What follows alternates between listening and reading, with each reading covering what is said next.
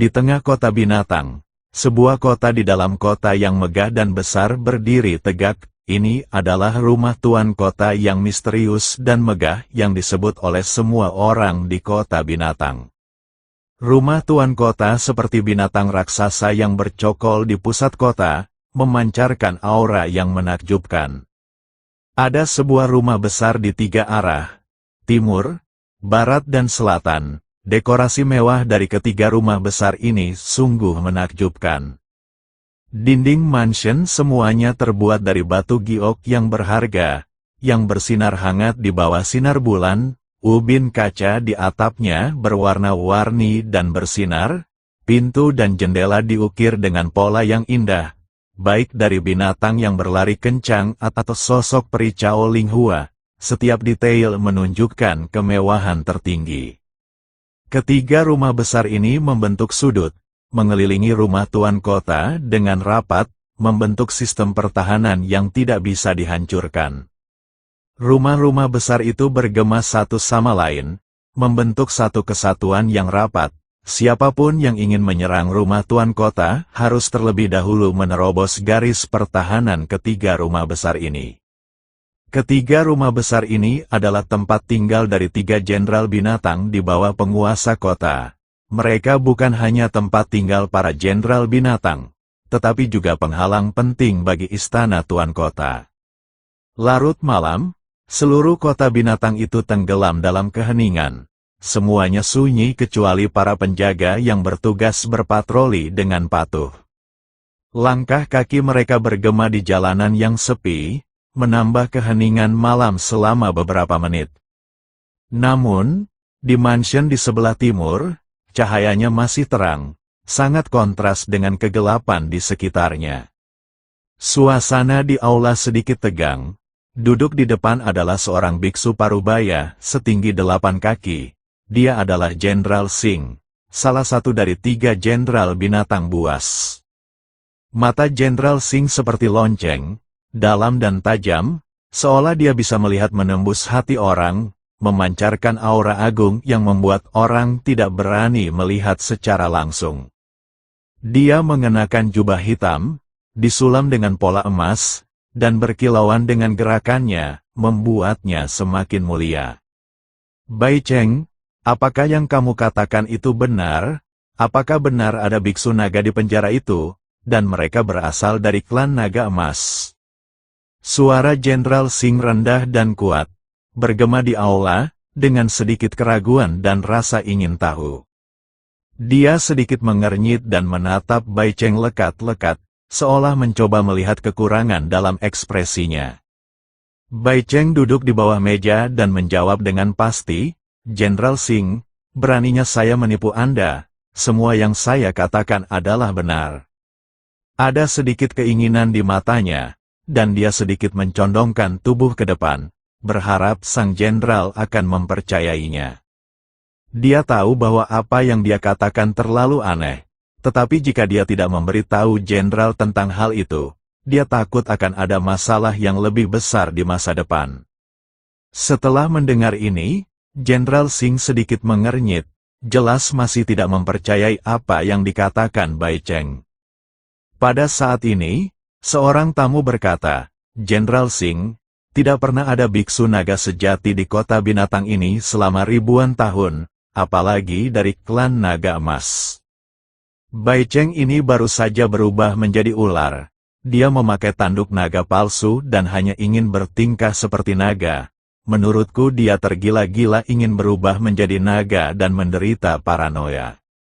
Kata-kata menteri tamu itu penuh dengan ejekan dan kecurigaan. Sudut mulutnya sedikit terangkat, dan ada ekspresi jijik di matanya.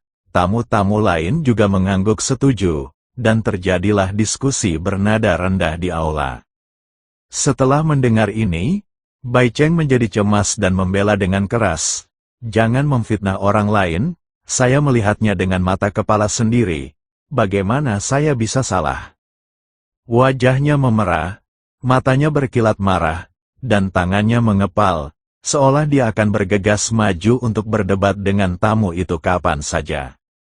Ia tidak pernah membayangkan perkataan jujurnya akan dipertanyakan dan difitnah sedemikian rupa. Tamu lain juga melanjutkan, saya juga berpikir apa yang dikatakan rekan Audio Dalbai asli agak channel aneh. Fix Dia Silaturahmi. mengatakan bahwa pihak lain hanyalah biksu tingkat 9 di alam kesengsaraan. Tetapi dia sendiri adalah alam Mahayana tingkat 4. Di dalam akhirnya, dia dibunuh oleh alam kesengsaraan. Biksu kelas 9 dikalahkan. Bagaimana ini mungkin? Saat tamu itu berbicara, dia menggelengkan kepalanya dengan ekspresi tidak percaya di wajahnya. Bai Cheng berkata tanpa daya, apa yang saya katakan itu benar. Jika Anda tidak percaya, saya dapat membawa Tuan Chen secara pribadi. Namun sang jenderal harus mengeluarkan perintah amnesti, lagi pula dia masih di penjara. Ada sedikit ketidakberdayaan dan keluhan dalam nada bicaranya. Dia tahu bahwa tanpa perintah amnesti, Chen tidak akan bisa dikeluarkan dari penjara. Bai Cheng, menurutku kamu hanya ingin jenderal memberimu pengampunan agar kamu bisa menyelamatkan orang yang ingin kamu selamatkan, bukan? Beberapa orang juga mempertanyakan motif Bai Cheng. Ada sedikit kecurigaan di mata pria ini, dan dia menatap lurus ke arah Bai Cheng, seolah ingin membaca pikirannya. Tidak, saya benar-benar akan membawa Tuan Chen ke sini agar Anda dapat melihatnya. Bai Cheng berteriak keras untuk mengungkapkan ketulusan dan keaslian perkataannya. Suaranya bergema di aula, dengan sedikit tekad dan tekad. Hanya saja perkataannya terlalu aneh, tak heran semua orang tidak mempercayainya. Oke, berhenti berdebat, Jenderal Singh mengerutkan kening dan berkata dengan wajah yang sangat jelek. Kalian semua adalah tamuku dan kalian harus bersatu. Bagaimana kalian bisa bertarung di sarang ini? Sekarang dua jenderal lainnya diam-diam mengembangkan kekuatan dan ingin mengusir kami. Jika kita jangan bersatu, kami akan diusir dari Beast City dan tinggal di hutan belantara. Kata-kata Jenderal Singh seperti palu yang berat, membangunkan semua orang. Semua orang segera menutup mulut mereka, dengan ekspresi khawatir di wajah mereka. Mereka tahu bahwa di kota binatang buas ini, jika mereka kehilangan perlindungan Jenderal Singh, hidup mereka tidak akan mudah. Bai Cheng, ini perintah amnesti. Kamu bisa membawanya besok. Aku juga ingin melihat siapa biksu klan naga ini. Master alam kesengsaraan tingkat 9 bisa mengalahkanmu, biksu Mahayana tingkat 4. Aku belum pernah melihat seorang jenius. Setelah Jenderal Singh selesai berbicara, dia mengeluarkan seberkas cahaya putih. Bai Cheng mengulurkan tangannya untuk meraihnya, dan sebuah tanda kecil muncul di telapak tangannya. Token tersebut memancarkan cahaya lembut dan memiliki beberapa tanda misterius yang terukir di atasnya. Ini adalah perintah amnesti, yang memiliki kekuatan untuk membebaskan tahanan di penjara Beast City. Melihat perintah amnesti sudah di tangan, Bai Cheng langsung berjanji, saya pasti akan membawa Tuan Chen ke sini besok.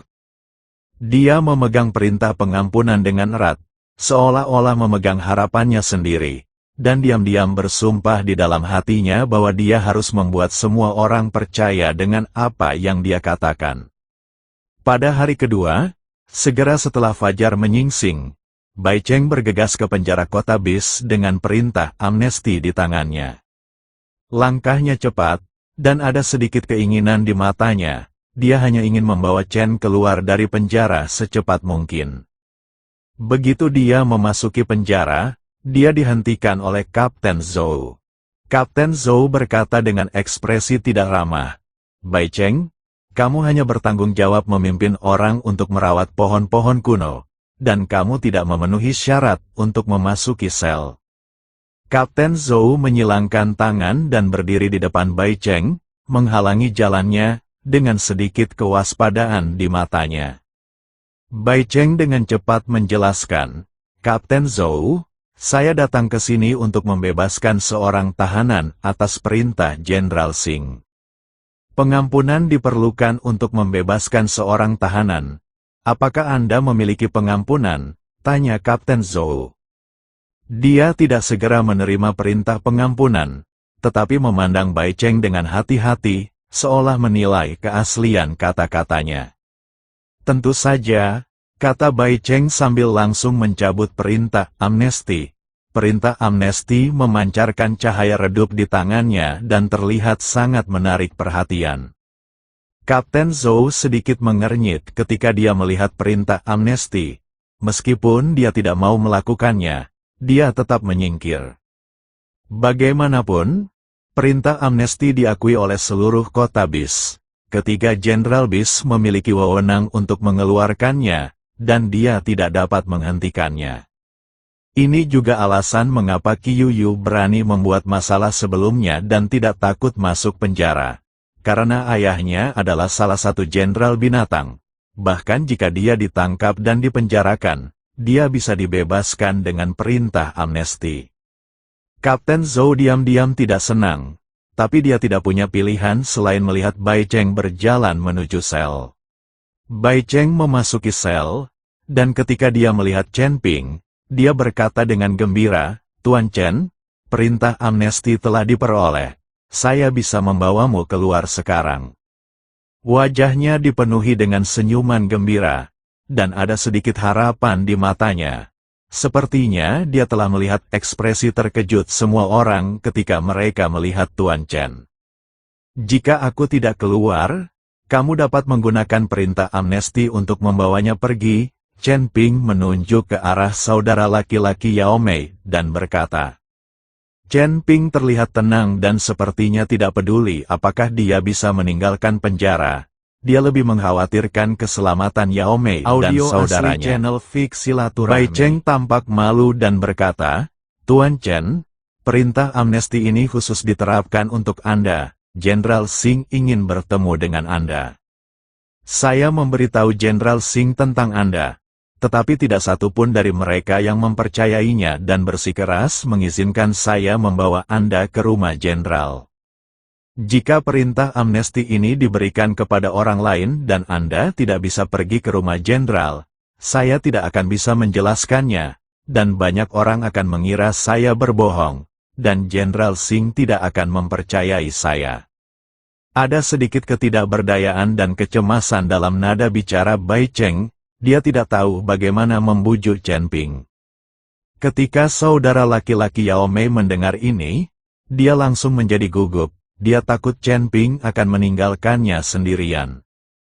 Ada sedikit ketakutan di matanya, tubuhnya sedikit gemetar, dan dia dengan erat menggenggam sudut pakaian Chen Ping, seolah-olah dia sedang memegang sedotan terakhir yang menyelamatkan nyawa. Chen Ping berpikir sejenak dan berkata, "Pertama-tama bawa dia keluar dengan perintah amnesti. Tunggu aku di luar penjara pada malam hari, dan aku akan mengikutimu ke rumah Jenderal." Ada jejak tekad di mata Chen Ping. Dia tahu bahwa dia tidak bisa melihat saudara laki-laki Yao Mei terjebak di penjara, dan jika dia ingin meninggalkan penjara, dia tidak memerlukan perintah amnesti sama sekali. Melihat ini, Bai Cheng dengan enggan menyetujuinya, lalu mengajak saudara laki-laki Yao Mei keluar. Saat pergi, Chen Ping memberitahu Yao Mei alamat penginapan kakaknya, tempat Yao Mei menunggunya. Setelah saudara laki-laki Yao Mei mengucapkan terima kasih yang sebesar-besarnya kepada Chen Ping, dia mengikuti Bai Cheng dan pergi. Langkahnya sedikit tergesa-gesa, dan hatinya penuh dengan keinginan akan kebebasan dan rasa terima kasih kepada Chen Ping.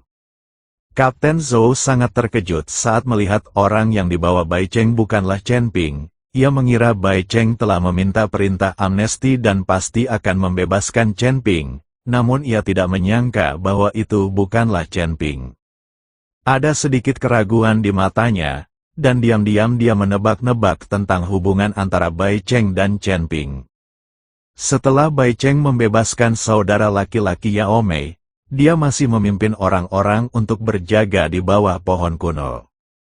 Meskipun dia sedikit khawatir apakah dia bisa berhasil membawa Chen Ping ke rumah Jenderal di malam hari, dia tetap menjalankan tugasnya dengan hati-hati. Ketika tiba waktunya untuk bersantai, Chen Ping berjalan di bawah pohon kuno itu lagi, Setelah ujian kemarin, kali ini Chen Ping langsung menembus kesadarannya ke dalam pohon kuno tanpa ragu-ragu. Segera setelah itu, jiwanya langsung muncul dalam kekacauan, dikelilingi oleh kekuatan spiritual yang kental. Kekuatan spiritual ini seperti kabut besar, memancarkan cahaya lembut. Ketika Chen Ping berada di dalamnya, dia sepertinya telah memasuki negeri dongeng misterius. Chen Ping tahu bahwa ini adalah kesempatan langka untuk berkembang. Meskipun setengah jam bukanlah waktu yang lama, dia dengan putus asa menyerap kekuatan spiritual di sekitarnya, dan tingkat kultivasinya juga meningkat pesat.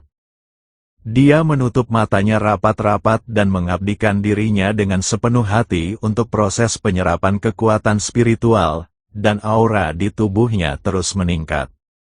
Bagaimanapun, kekuatan spiritual ini ada di dalam tubuh biksu lain. Ini jauh lebih cepat daripada sekadar menyerap energi spiritual dan kemudian menggunakan keterampilan sihir untuk mengubahnya menjadi kekuatan spiritual.